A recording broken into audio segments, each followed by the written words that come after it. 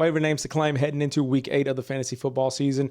Not as many teams on bye this week. We do still have 4 teams, so let's see what we can do on the waiver wire. Starting off with the running back position, the main waiver wire add this week is going to be Tyrone Tracy.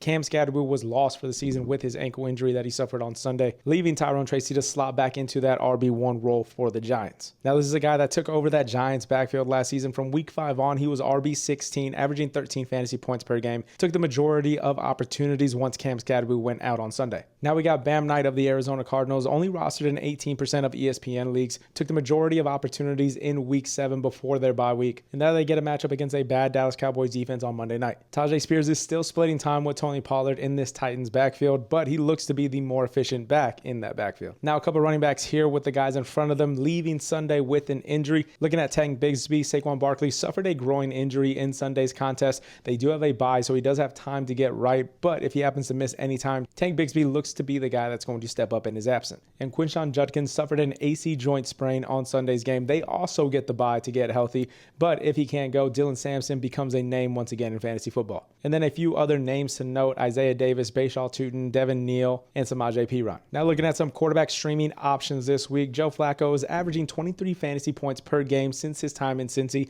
Did get banged up in Sunday's contest, so we'll have to see exactly how his week progresses in practice. But if he is able to go, they get a good matchup versus the Bears on Sunday. Trevor Lawrence coming off of their bye, he's averaging 16 fantasy points per game, and they get a good matchup on Sunday against the Las Vegas Raiders. Another quarterback coming off of their bye, also averaging 16 fantasy points per game, and it gets a good matchup on Sunday, is Sam Darnold. They face the Washington Commanders, giving up the 6th most passing yards per game this season. And lastly, we got Tua Tagovailoa, had his best game of the season on Sunday, passing for 4 touchdowns. Now get the Baltimore Ravens that are allowing the 5th most passing yards per game. Now looking at some wide receivers here, Troy Franklin has seen a 20% target share over the last 3 weeks. Wide receiver 13, averaging 14 fantasy points per game in that span. And during that same 3-week span, we have Tez Johnson, who's wide receiver 18 with 12 fantasy points per game. And lastly, we got Chimere DK here, averaging 16 points per game over the last 2 weeks, really benefiting from Calvin Ridley being out of the lineup. Some tight end streamers here with Colston Loveland. With Cole Kmet out of the lineup this past week, he saw 80% of the snaps, seeing 5 targets on the day. Juwan Johnson got off to a hot start to the season, slowed down, and then now over the last 2 weeks has had double-digit fantasy days. Finishing off the list here with some DST streamers, both Los Angeles teams get plus matchups this week, with the Chargers taking on the Titans and the Rams taking on the Saints. Hope this helped you guys make your waiver claims this week. Appreciate y'all for watching. I'll see you in the next one. Until then,